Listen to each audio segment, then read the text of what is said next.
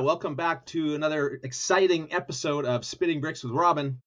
Tonight, we have a very special guest. We have none other than Lego Masters New Zealand contestant, Jono Samson! Yeah! G'day, hey Robin, how are you? I'm doing well, my friend. How are you? Thanks for the invitation. So, hey, all of the world has been wanting to know the answers to the questions that another interviewer has been asking them.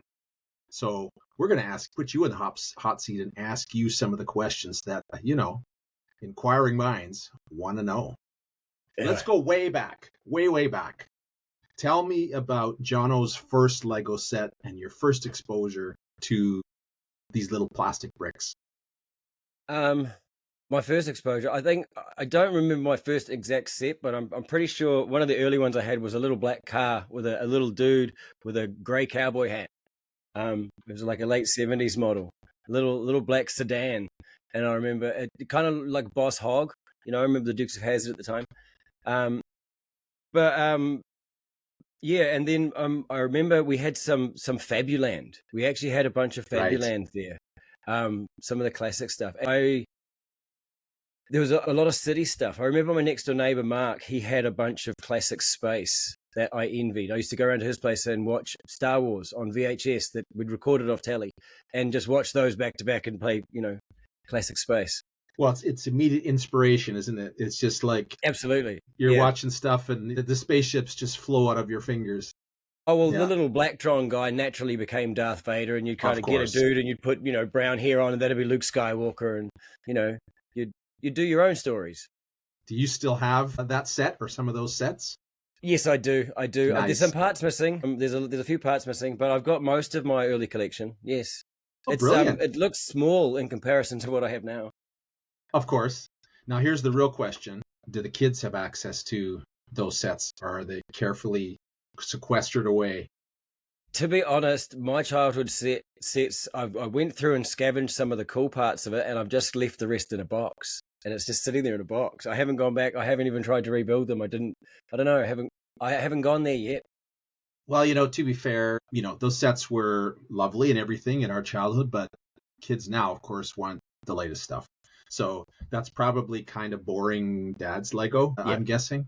So they're probably safe. It's not colorful enough, I don't think. Right. Yeah. Yeah.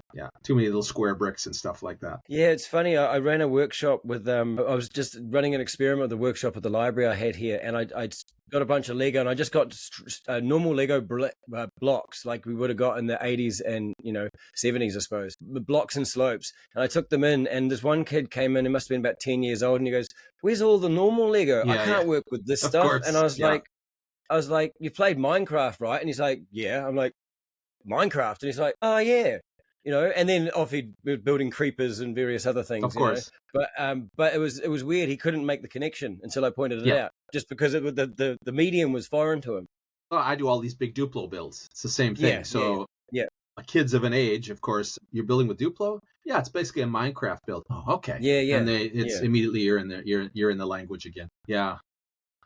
Very, very cool. So, did you have a dark age? So did you kind of go into a dark age at any point, or how did that work for you? Yes, the last collection I ever got into was Pirates. It was when Pirates came out, the first ever printed minifigs, and then I think my mother told me that I was too old to play with Lego, and foolishly I believed her. And about the age of 17, I kind of stopped. Yeah. And then I went off to work and various things. I think there was one point I did end up buying some of the Star Wars stuff. But it didn't last long. I wasn't very excited, and I ended up selling it to go to film school. And then it was about 13 years after I first stopped, I went into a store. It was a toy store in Gisborne opposite McDonald's, and it's no longer there, the toy store. And I saw this dinosaur set, and it had a helicopter, big military helicopter type thing with a T-Rex and a Pteranodon, and I was hooked. I was like, I'm going to get one of those. So I took it home, built that, and the first thing I did was strip it apart and rebuild something else. And then I was like, I really want some wheels. I want to build some sort of buggy. So back into the store the next week to get something with wheels so I could build something with wheels. Of course. And then, just kept on going from there. Yeah, that's all it takes is that kind of that gateway drug to get back in a way. Yeah, For a man. lot of people, it was Star For Wars, of me, it course. was a But dinosaur and helicopter. Yeah, indeed, it was the beginning of the end. for me, getting out of my dim ages, it was really coming back to some of the cool classic castles of the mid '80s.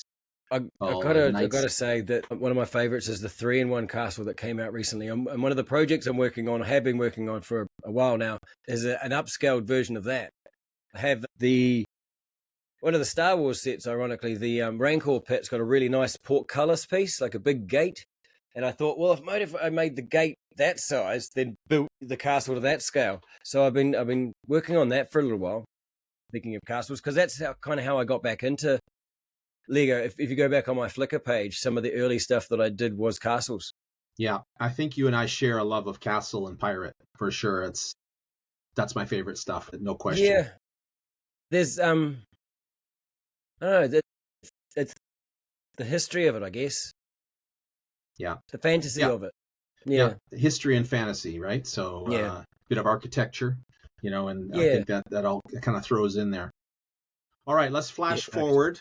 Yes. We met in person in that scene. Now, was it in In Wellington? Wellington, it It was was. in Yes. Wellington in a small hotel ball kind of conference room Yes. during COVID, Yes. when we had very strange Lego Masters auditions. You were paired with. You remember who you were paired with? Which Yes. other The team? winners from season 2, Charlie and Ollie. Ah, there you go. Yes. And that was the first time I'd actually met those two, and I didn't see them again until a Lego show after they'd won. Right. Yeah. Yeah. So But I spoiler remember alert, everybody. But yes, they. come on, it's been how many seasons? Sorry. Anyone How many? watching this, Yes. True. but Anybody who's watching this would probably have seen it.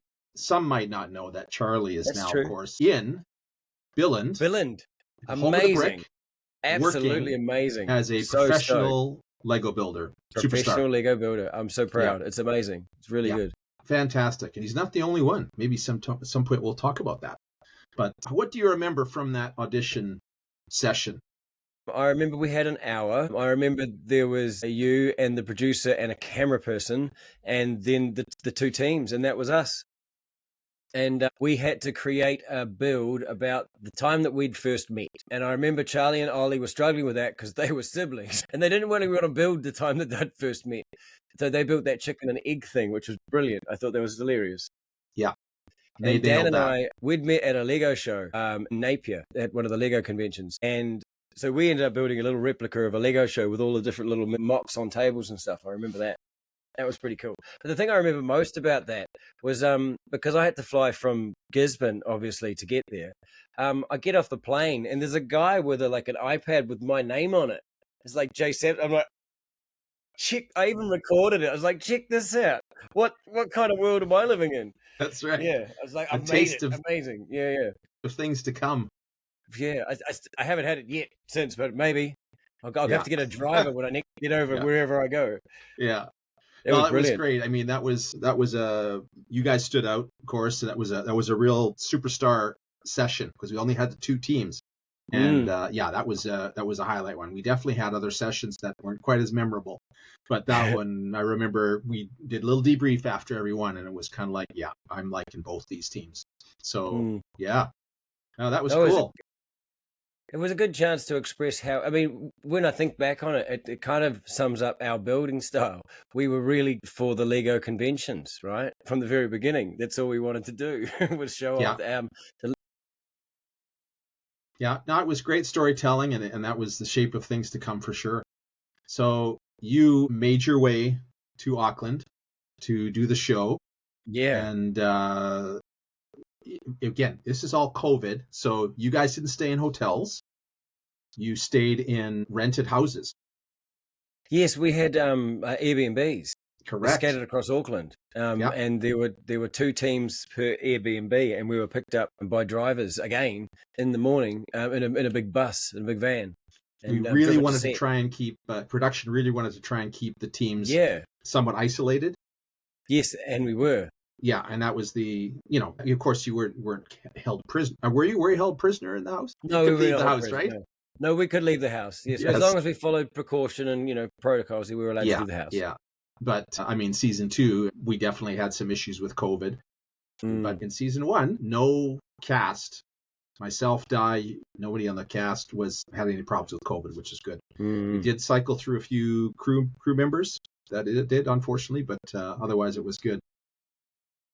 And so you arrive for your first day of filming, and tell me about that. Well, I'm no stranger to cameras. I went to film school 20 years ago, and I've been where have I been? Lord of the Rings as an extra. I've been on Avatar 2 and 3 as an extra. I've been So it was the photo shoot was pretty cool. I remember going in and just looking at the table full of Lego builds that everybody had built and went, "Oh my god, there's some really cool stuff there." And then meeting the people and seeing everybody dressed up and ready for their photo shoot was pretty cool. And then I remember Lance, the cameraman, I worked with him on a short film of a friend of ours like years and years ago after film school. So he'd gone on to become one of New Zealand's best camera operators. So that was and then I found out that there were about 3 or 4 in that room that had been to South Seas, the same film school that I'd been to, which was another coincidence. It was brilliant. So yeah, it was really, really cool place to hang out. But I remember being really impressed with some of the builds on the table. Was it intimidating at all at that point? Was it a little nerve-wracking or anything like that, where that hadn't kicked in yet? Well, I think I was intimidated by Charlie and Ollie when their build, because I think every single builder has a different style, and if you compare yourself to other people, right?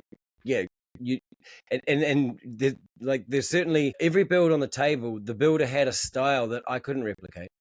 Whether it was Jake's amazing puppet with the moving eyes and the mouth, it's like I wouldn't know where to start with that. Georgie's teddy bear, which was just gorgeous. So the way she'd shaped that, and kind of that was not something that I would have inherently done at that point in my Lego career. So yes, it is. It's not really intimidating, I suppose. It's just like it's awe-inspiring, really. Like these, and then as you got to know the personalities and get to know the people, and you realize just how talented these people are in like lots of different areas of their life, not just Lego. That's when it gets intimidating. Then you walk through the roller doors. Oh, you're on the set. I remember that. I'll never forget that as long as I live. Because on the back of the set, it's just like the back of a wall. It's not even finished. The roller door is just a silver roller door. It's not painted and kind of dressed to make it look antiqued or anything. It's just a roller door. And then on either side there's lights, and then there's a smoke machine and the carbon dioxide thing. And then that starts to well up. It's like, oh, that's exciting. And then the roller door with the flashy things, and it starts going up, and then you just walk out there, and it is surreal. I just remember turning to Dan and say, "Pinch me," because I look out, there's Di, and there's you, and then there's the tables with the cameras and the big arm thing, and then you see the brick pit. It's just like, that's a lot of bricks. That's a lot of bricks. It was just, yeah. You can see it on all of our faces, eh? All that was genuine. We were just like kids. I felt like I'd won the golden ticket. Willy Wonka. You mentioned it in the other conversation we had. It was Willy Wonka and the Chocolate Factory, right? Yeah, Jono, Samson and the Lego Factory. Yeah, exactly. It's amazing. Well, obviously, the production wanted to capture that, so no one had seen the set when you guys walked through those doors the first time, which was amazing. It felt just like being on telly. It was the strangest feeling. Funny how that works. Yeah. So with all that said, of course, the first day is everything's new, everything's brand new, and you're learning stuff, and you're I think the first day we only did 2 hours of actual building. I mean, the first day we did all the photos and stuff. The second day we actually started the principal photography, and we did like 2 hours of building that first day. That's all it was, really. Yeah. So because we had some different takes of the car coming through the roller door, I think. Because I don't know how that driver managed to get around that corner. That was a tight little spot. That was well done. I was there for the rehearsals of that, and it was literally down to the centimeters, and he had to just keep doing it until he's watching for his own little marks and his own little markers, exactly where to turn, how much to turn, so he could do it smoothly in one go. But it was extremely tight. Well, I mean, I've driven buses in Wellington, so yeah, I was sitting there going, wow, that is talent. I was really, really impressed. And like most things on TV, when you see it done at the last take, it looks like it's just smooth and just drove in Oh, I like it know, was right? just Yeah, another yeah, of course. Wednesday. Yeah, Yeah, yeah. yeah. No, no, not never like that. So The magic of TV. that's right. So how long did it take you for all that stuff to kind of fade into the background and you're just busy building with your mate?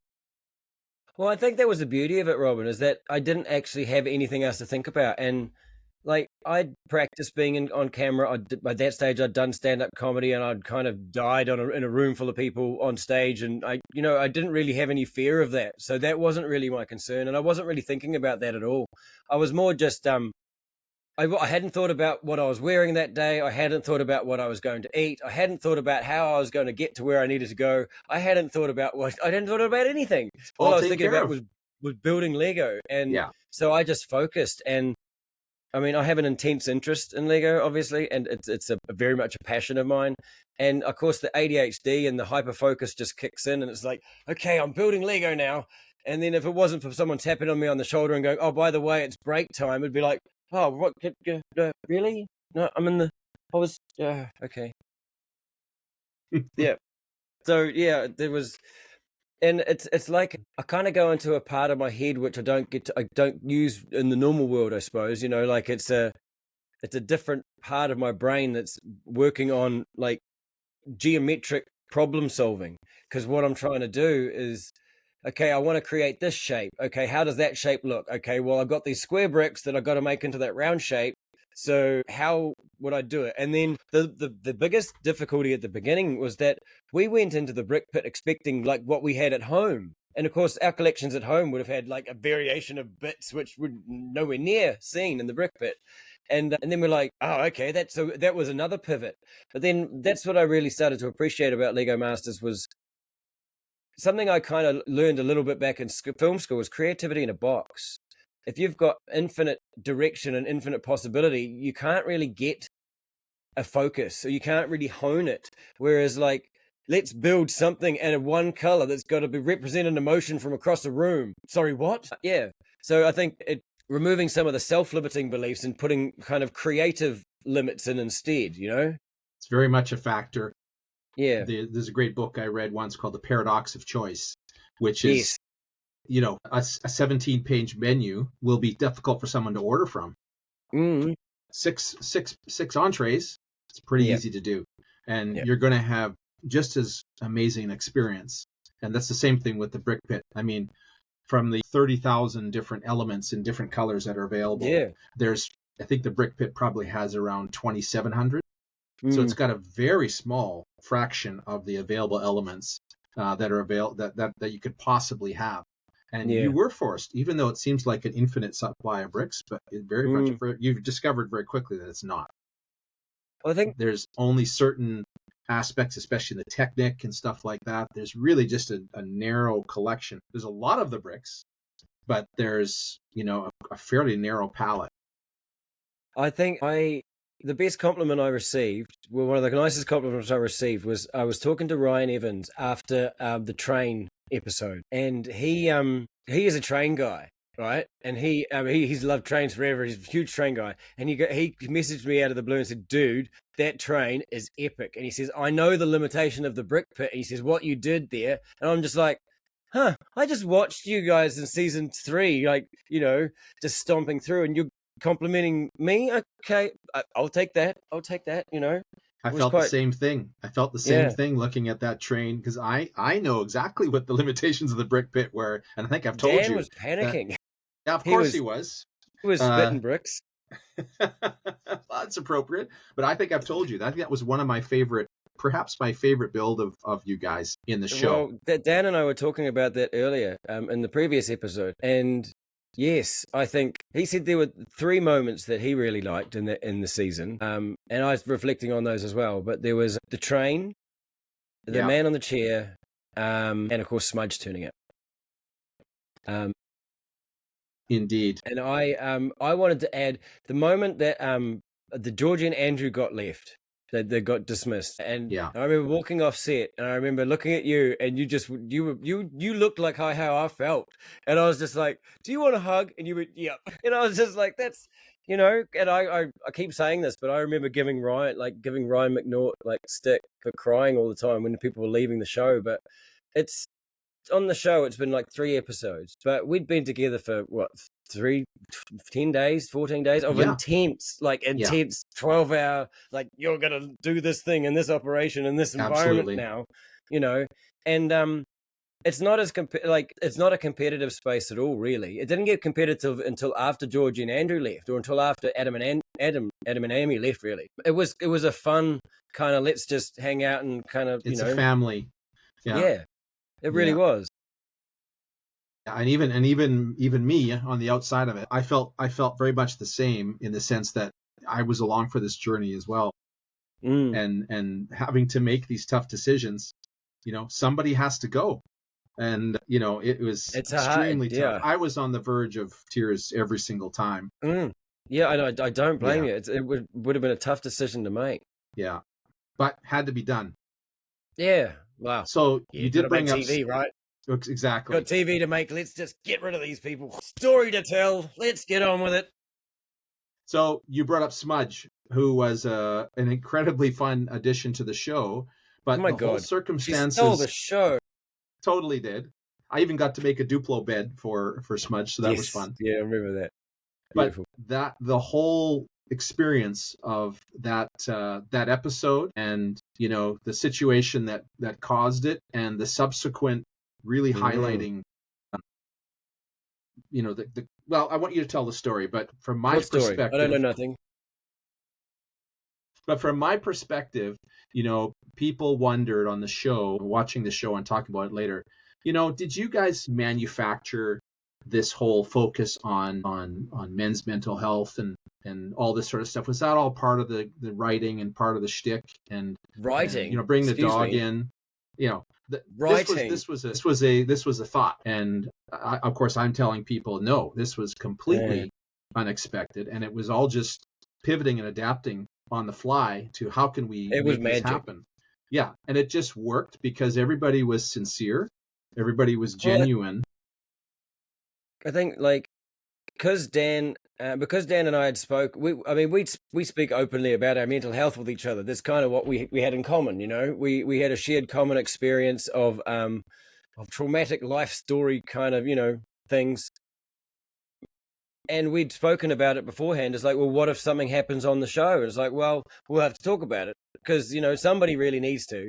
Because I think at that stage we've had, like, you know, John Kerwin, and we've had Mike King and various others talking up about mental health, but I don't think it hadn't been done in the way that Dan and I did it. And I don't know that. Yeah, I don't know that I don't know. It needed to be done. And so.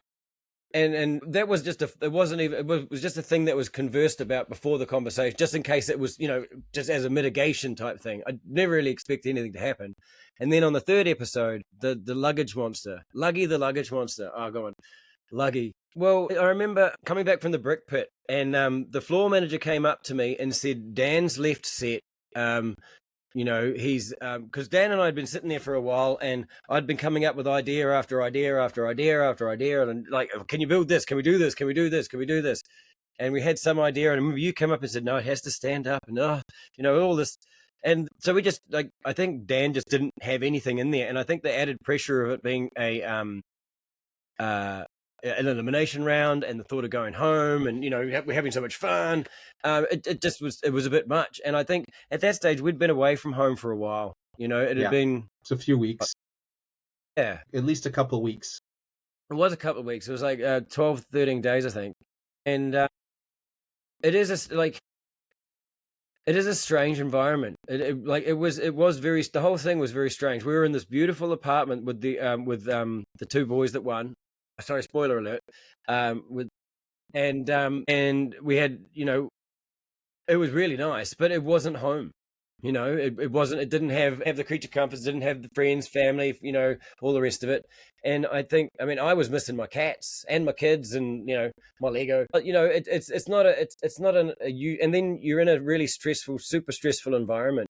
It's just not conducive to, you know, comfort, I guess. But nothing exciting ever happens in your comfort zone, I find.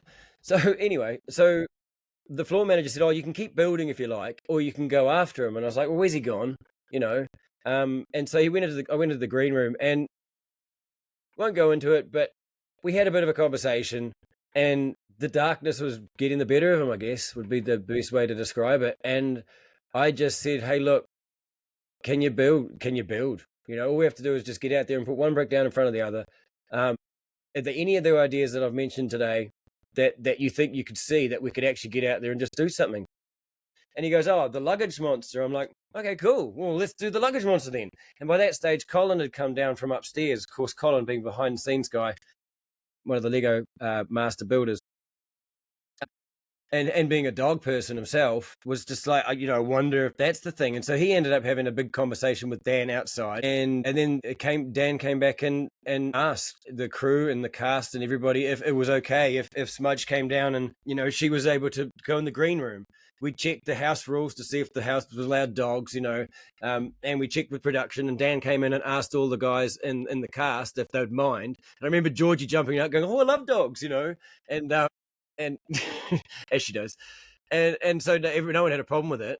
And then, so she was to sit in the green room. And then it wasn't until the die came out, TV people, oh, here's an opportunity. Well, exactly, right? Let's jump on that. Of course. We're not going to let that one go. Gee, that's a bit, are you kidding me? That's gold.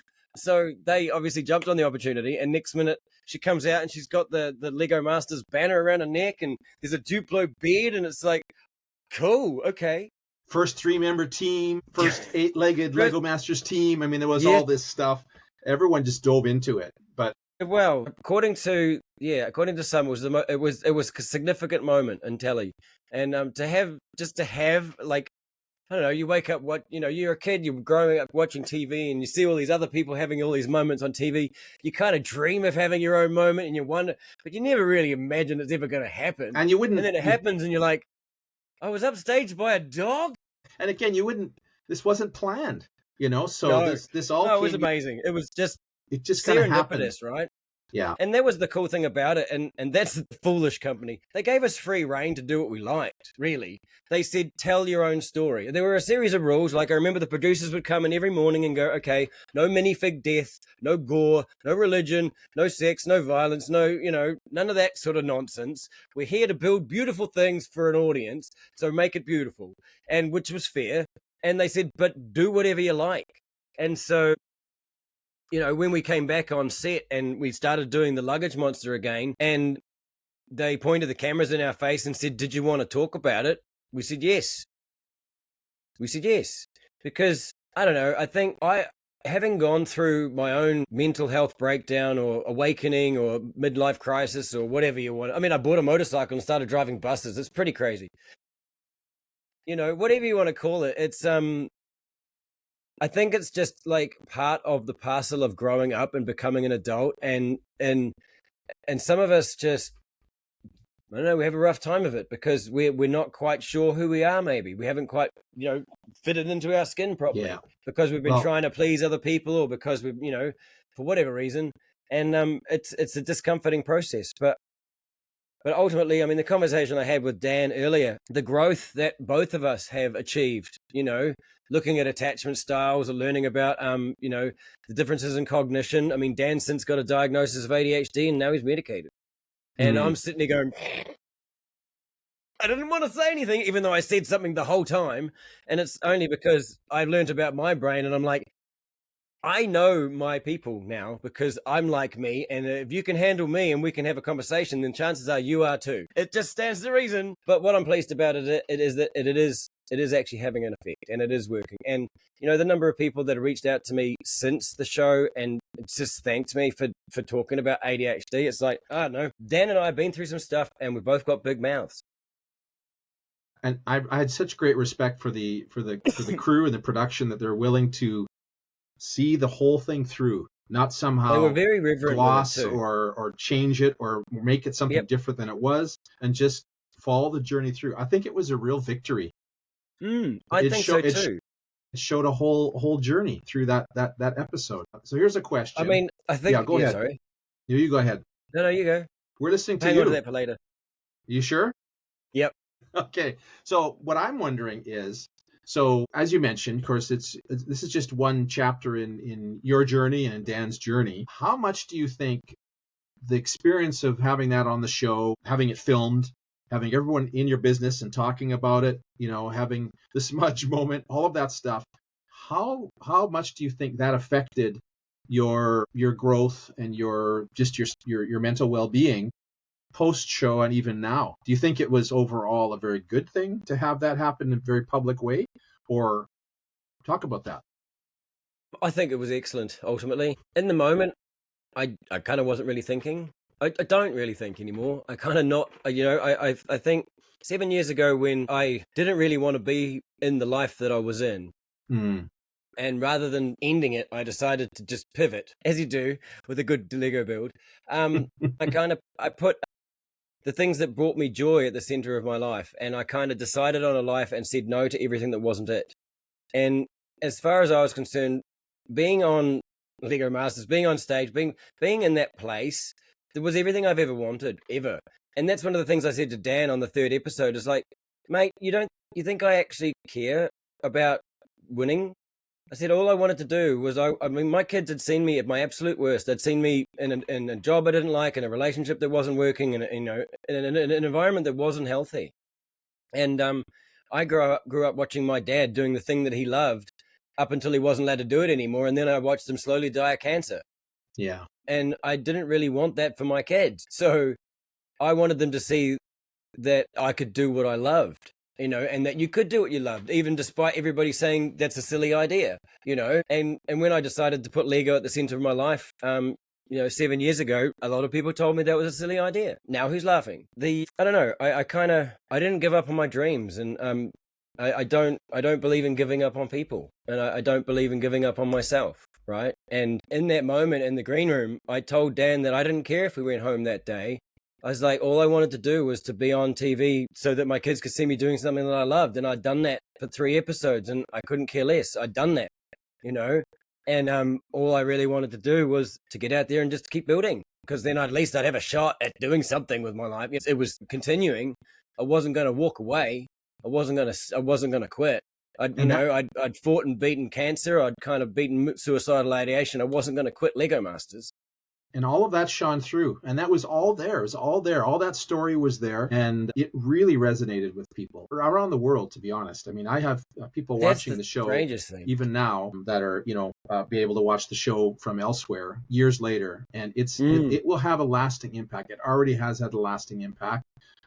It's again definitely one of the highlight aspects of Lego Masters New Zealand. And it's a highlight of my life. And that's the thing. It's your life.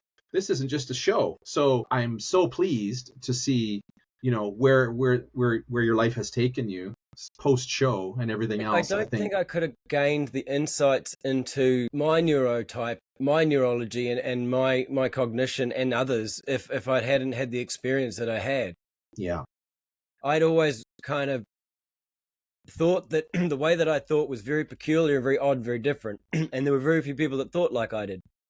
And then I go to Lego Masters and I find, oh my God, not only are all the people in the room that are playing with Lego like me, but all the people behind the camera are a bit like me too. That's right, exactly. And you find so you're tribe. in a room with a bunch of eclectic, creative weirdos. Yeah. And it's just like being in your happy place. And I don't know, since then, you're seeing yourself on TV, you kind of see yourself in the 3D and go, I could make some improvements on that model. I could probably take a few bits off there and maybe reshape that bit around there and reinvent myself a little bit differently. Maybe I've got some things to learn about my brain or about kindness or whatever, or about business. That's always going to be the case. And then, keep pursuing, get knocked down 9 times, get up 10. Yeah, that's all it takes. That's all it takes. Pretty much. So I really hope that Lego Masters New Zealand comes back to season 3 eventually at some point. What would be your advice with your experience for people going on the show? What was the thing? Don't do it. Don't do it. Exactly. Don't do it. Okay, next question. Yeah, moving on. Be yourself. And I think that's my advice to anybody, anywhere, anyone. Yeah. Be yourself. Good advice. Like, You're the only you. Yeah. You're one of a kind. I think definitely go for it. Like, it's not a place. It's not easy, but then nothing that's worthwhile in life ever is. Yeah. And I've learned that courage comes from doing the brave thing. Hmm. You don't become courageous without being brave. And you know, if you believe you can or you believe you can't, you're right. Thank you, Eleanor Roosevelt. Yes, Never underestimate the power of a small group of people in a room to change the world, because ultimately that's the only thing that ever has. indeed. Absolutely. Yeah, like I don't know. I kind of do I heard this thing when I was a kid about the rocking chair test. And it's like Mm, when you get faced with a decision in your life, no matter how big or how small, your decision, it's like project yourself, you're in your 90s or whatever, you're sitting on the porch in your home, you're rocking back and forth, and your grandkids are running around, and you're just sitting back looking at your life going, did I regret doing it or do I regret not doing it? And usually I just end up doing it because no regrets, right? No regrets. right. Well, that's often the case, right? It's very few people regret doing something. Now they might get a little bit into it and then things change, but Yeah. the biggest regrets is not trying. That's always when you talk to seniors and, as you say, the rocking chair crew, that's always what comes up. So let's pivot a bit. We watched you guys for the whole season being Mm-hmm. creative together, being creative under pressure. But when you're back in your home Lego collection, your happy place, your comfortable spot, how does Jono build? How do you come up with a creation? What's the steps to get you going? Talk about that. Okay.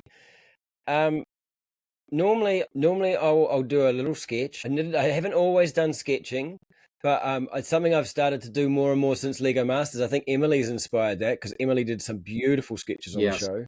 She would do I think the watercolors should be framed and put on the wall as art. They were beautiful. 100%. They were Yeah. amazing. She's been amazing. So I have done sketches, but my sketches are not anywhere like that. But they are kind of a rough, kind of more of an outline, so I can kind of get scale and But they work size. for you. Yeah, It's a step and for you then that works. you just plunge into the bricks. Yeah.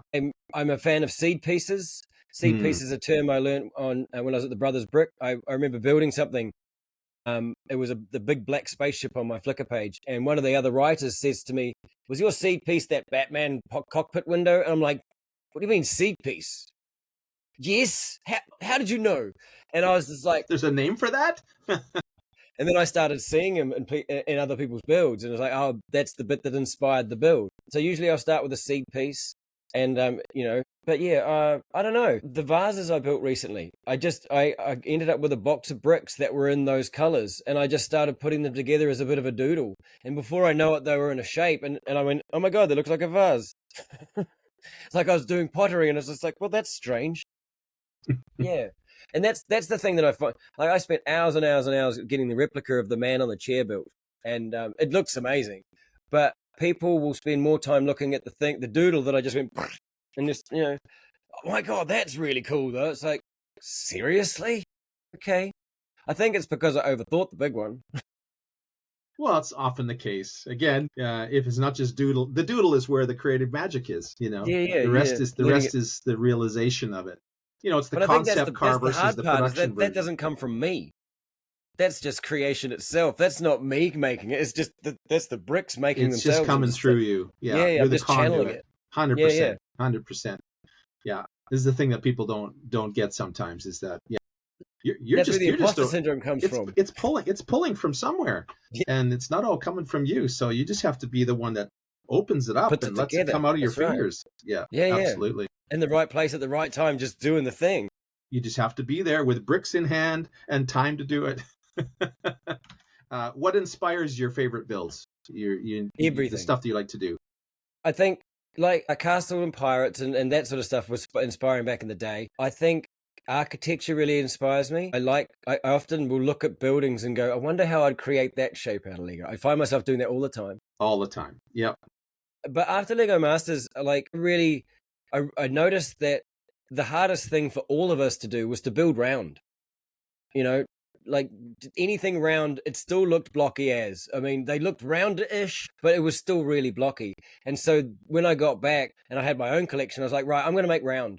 because I really wanted. So I started making birds, like New Zealand native birds, and I remade the tuatara, Tiny Mahuta, named after Dai, of course, Of Tiny course. Mahuta. um, and having my own collection of parts and having a broader selection of bits, I was able to get some real round in there. And It so was a nice Gen 2 for sure. Really like that model. and I think because Lego Masters taught me to be less fussy and to build quickly and at size, at scale. Yeah. And that kind of sometimes less is more, and that story is vital, and it doesn't take much to sell a story. Like, I think the steam train, the steam, I mean, well, it's smoke, but the smoke's that simple thing, like add it, like before and after. The train looks stationary. Yeah. The train looked like it's moving. Exactly. Just a simple touch, and I think and then other times you layer and layer and layer, and you look and you go, oh man, that's just too much, that's too cluttered. Yeah, less is more. I think that's a famous lesson that I'll always learn from George Lucas. Actually, he said famously once that art is never finished, it's only ever abandoned. Yeah. And then he went back and revisited quotes. Star Wars. Yes, of course. He broke his own rule, perhaps. I know, right? And that was the beauty I like about Lego Masters, is because, like, I think some of the difficulty I have building creatively now is that I don't have a team of brick builders to kind of look after me. I don't have a deadline. I don't have a guy sitting there with the timer. You have to finish it by this time. I don't have anybody sitting encouraging me. Like, it was really nice to have the cameramen, even though they weren't really allowed to talk to you or anything. But you could see with their masks on from COVID that the looks in their eyes. Yes, absolutely. They were, wow, we just went like that, and they were like, and there was that feedback, and I think that's the bit that you don't see. And that's one of the tricks I learned about being on TV very early days at South Seas, was that I'm not playing to the camera, I'm playing to the person behind the camera. And the person behind the camera is a friend of mine, right? And so every time I was on the camera, I was just talking to the dude behind the camera, because as far as I was concerned, that was my mate. And I was just showing off my stuff. And so I'd forgot the camera was there. And that's why, and I think Dan was the same. He didn't really, so that's why I think we, I don't know, we had our public appeal. Yeah, again, it was such a genuine presentation. There was that, once you guys became at ease with that all aspect of it, and as you say, it was quick for you. Yeah, it was just Jono and Dan. It was simple. It still is. Yeah, there you go. So you're doing commissions now too, of course. Yes. How do you find that difficult? You're having to render somebody else's vision, and it's not an inspiration you've had. I don't know. Well, see, that's one of the things. Like, replication is replicating the birds, and it's still replication, right? Yeah. But I got the Waka train because I got approached by City Rail Link, and they said, "Hey, could you build a train station or something for us?" And I'm like, "Can I build your logo?" Because the logo was beautiful. I looked at it and went, "Oh my god, look at that!" I mean, you want to build a train station? I'm sorry. Yeah. And so I ended up getting into a meeting on Zoom with a whole boardroom of people and stuff, including the artist that done the original one, because I had to get permission, of course. And I was like, okay, cool, here we go. And I really enjoyed that, because I went to the shop. I grabbed a bunch of Lego sets that had a whole bunch of brown in them, so I could build the kotahu, the waka tail. And I really like the metaphor of it, because one of the things about the blending of the European and the Maori culture is that in the European culture, in that the train's driven by the guy in the front because he's got the controls, right? But on a waka, the person that's steering is at the back, and that's where and I kind of looked at it as a metaphor for our culture, is that the European kind of have the lead, but the Maori have the heart, and they lead from the back. Interesting. So, and I liked that as an artistic metaphor for how I feel about being an integrated, attempting to be an integrated cultured person in this country. At least that there's so many reasons that New Zealand, Aotearoa, punches above its weight, because we have the Maori culture. 100%. And I think that's a lot to do with the heart. And I believe a lot of the Maori culture is led by the heart. It feels very, very led by the heart. And I feel that, so that waka train, to me, that represents my beliefs about the future of our country, and how we can keep it, on track, if you like. So it sounds like, so you took this whole concept you just described, and this whole attributing meaning to this build. Is that something that is helpful for you with other builds? Do you kind of have to do that or want to do that I with the think other builds that you wouldn't necessarily inherently want to create out of Lego bricks? Or is that I not a find it thing? difficult to build something without the heart. Yeah. Like So, and one of the other commissions I have yet to finish because of for this very reason is the library. I've been commissioned right. to build a copy of the Gisborne Library, and I'm really struggling to finish that because the library is the heart of the city, right? And how do you? I'm still trying to come up with the way to metaphorically create that heart, But that and I sounds like think that something that you need to do. Like it's yeah, this is a part of your process, is you to kind of yeah. invest yourself in that build. And I'm very blessed in the fact that the person that runs the arts and culture department of the Gisborne District Council realizes that artists have a process that sometimes Yeah. it doesn't all, and it's open, and I will not be paid until I complete the project, and I will complete the Right. project. Yeah. Because my idea originally, because the building itself is gorgeous. It's got Maori designs all through it, and it's got a copy of the Treaty of Waitangi written, the East Coast version written on one of the windows. So Mm. it's quite a significant building, and it's been built in a certain way that it's really important to represent it. But what I kind of wanted is I wanted it to be the entrance, but I wanted the other side of it to be like an open book, and then Mm. have storytelling coming out of it. Um, like having different characters, whether it be Jack and the Beanstalk or, Spaceman or whatever, just coming. So it was like you walked into one side of the library and you walked out, and it was like you're becoming the future version of yourself, or, because it's a place of empowerment and community and research and Transformation. knowledge and, Yeah. and that, but there's still something not quite there in the heart because I don't know what it is yet, and I'll get there. It'll come. I'll get inspired. It'll come. So besides the commissions, Yes. what other things are you doing? Oh So my as God, far as everything. using educational stuff and things like that, talk 7 about years some of ago, those when I things. decided that I wanted to make Lego a core aspect of my life, I kind of looked at what everybody else was doing to monetize it. Mm. And there's about 7 different things that I've tried. Workshops has been one of them that I'm having a lot of success with. I really enjoy as well because it's a creative team building, problem solving, listless, playful kind of silliness thing, but it actually has a lot more going on for it than that. And so that's real. I enjoy that because it's multiple layers, and while it's still playful and fun, the benefits, there are far more benefits that people don't realize they get out of it, until afterwards, and that's rewarding to allow people to get that sense of wonder back, 100%. and learn, just rediscover their own creativity and recognize that they are a creative individual doing creative stuff every day of their life, and just to lean into it. So I love the workshops. I have done some artwork. I have the man on the chair that I rebuilt is currently on display in the Dunedin Mall, being visited by thousands of people every day, which is pretty exciting, really, as part of the Relics exhibit that's down there. Wow. The Relics exhibit, of course, was up in Auckland, and it's since been down there. And so they were looking for pieces to exhibit in the museum so that people that couldn't afford to go to the Relics exhibit could go, see some Lego. So I was down there for the Dunedin Brick Show, which was wonderful, during a weather event, no less. Yeah. But it was a great, just what the city needed was a bright event thing, after something like that. Yeah. And yeah, so I left it down there, which is pretty exciting. And then I've managed to create some Māori art, which I've sold, some framed pieces of Māori art, which is another avenue. And of course, well, spitting bricks, which there's going to be subscriber content available at some point in the future. And, you never know, I might get some sort of sponsorship or something. We'll see what we do. And of course, I have been trying to do replica models. I've been struggling to do that a bit. That's actually, people out there that are still waiting on some of the models, they are coming. Again, it's one of those things. I've got the guy creating the box for me. When I said that I was going to build like a bunch of stuff, and I didn't know what I was doing, to be honest. And I just wanted to do it. And I thought, well, I'll do it on the road, right, as you do it. And so then it came up, I was like, oh, okay, I've got to learn how to do this now. And this is kind of how I've been building my life. Like, it's this business has been like a giant Lego project. And every time I get, there, I'm like, hang on a minute, just wait. I'm just going to pull this apart, put that back together. Don't worry about it.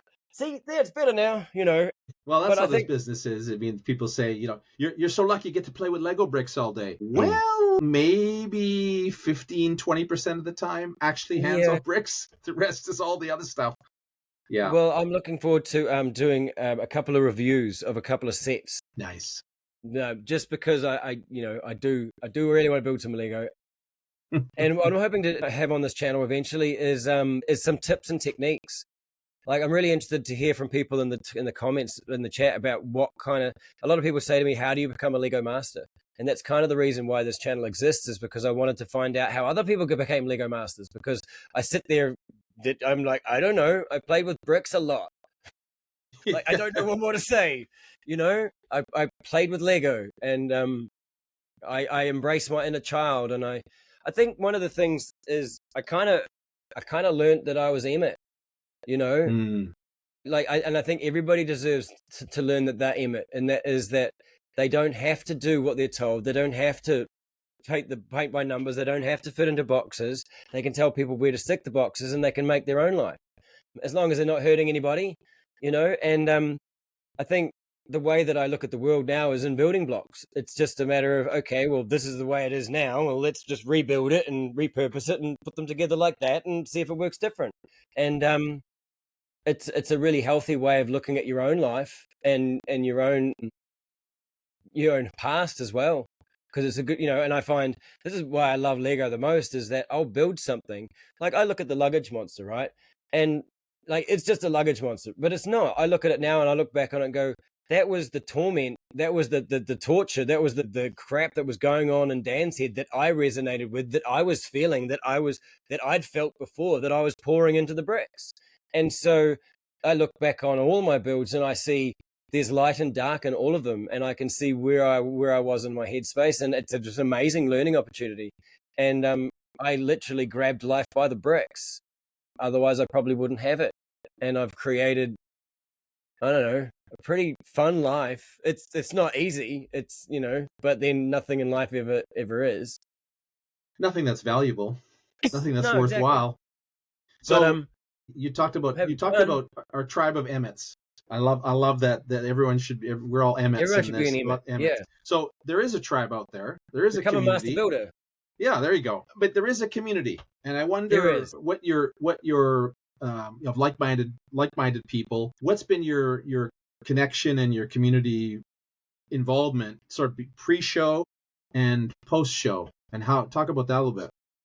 Well, being that I'm in Gizzy and it's miles away from anywhere, it's like a 2.5 hour drive of like this, to get here, which is a challenge for most people. It is the first place in the world to see the sun, so we do start the new day by, which is pretty exciting, but it is pretty far away from everywhere. And so I didn't realize that there was any Lego people in the world. Right. Like there's no one in the world likes Lego. This is ridiculous.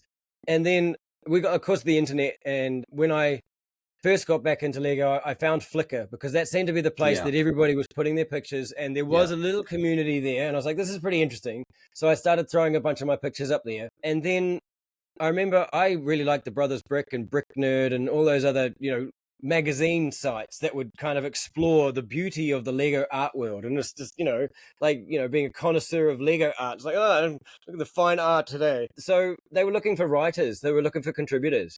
And so I applied. And ironically, I found out later Dan had applied at the same time, and I actually beat him to the job.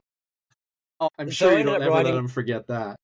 No, never. I ended up writing for the Brothers Brick for a couple of years, and I got to know the guys there, and that was an amazing opportunity, because not only were the people in the Brothers Brick, I mean, only online friends, because I was the only person in New Zealand, right? I think I was one of the only people in the Southern Hemisphere. 10 trillion miles away.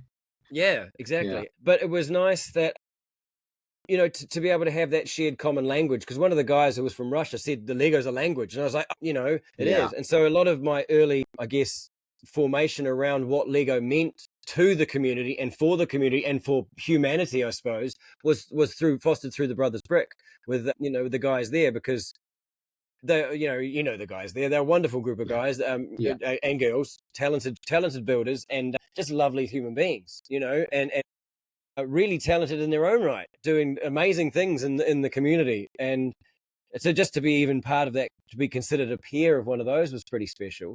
And from that, I got invited to a couple of Lego shows, and I got invited to do keynote speeches about, because Chris, one of the guys, Chris Malloy from the Brothers Brick, he said, think of yourself as a curator of an art museum, and you're walking them through, and each one of these is on the wall, and you're explaining to them why it's beautiful, looking at the finer detail of it. And so I've always thought of like that's what it is, and so that really honed my eye and really it added to the talent that I had. And I got a Rolodex of 1 million images of the most beautifully talented mocks on the planet in my head, so I can just pull those up for inspiration, which is wonderful.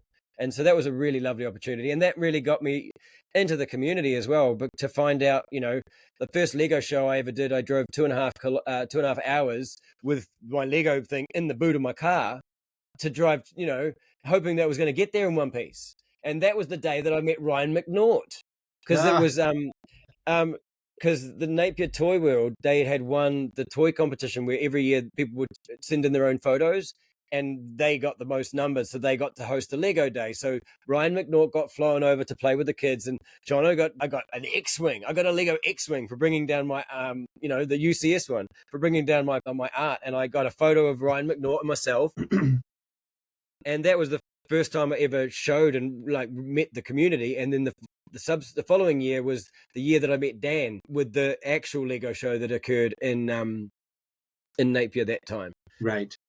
Yeah. And then, well, since then, obviously, being open and honest about our, not only the Lego, but our lived experience has just opened up so many doors.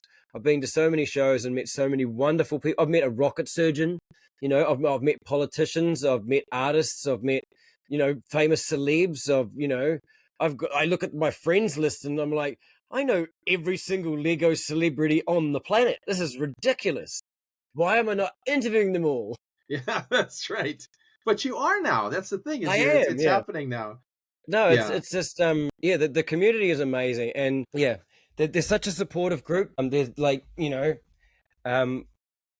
so creative and collaborative and so intelligent, so thoughtful, so compassionate, and a lot of introverted people. But you get them started talking about their Lego builds, and you can't shut them up.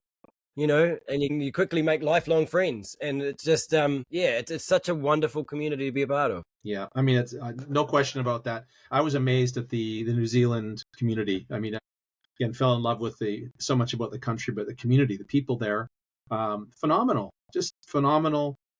Well, mate, we're a bunch of friendly hobbits down here. Well, it's not that untrue. I have to say, it's not that untrue.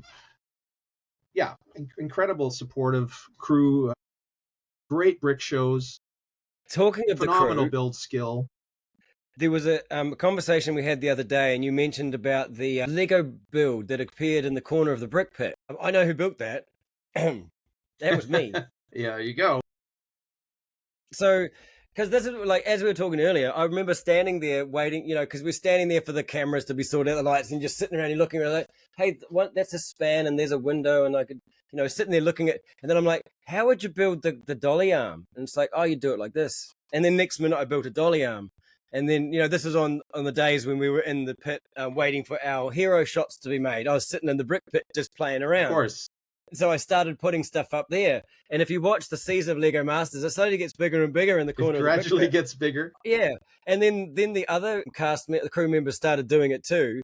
And I think the boom operator, who was the tallest person on set, he put this horse right up in the top of the brick pit. Way up high. Way up at the top of the brick pit. I don't know how he got it up there. But it became a bit of a thing. I remember checking it out, just popping up on the step stool to see what's going on with the latest in that build.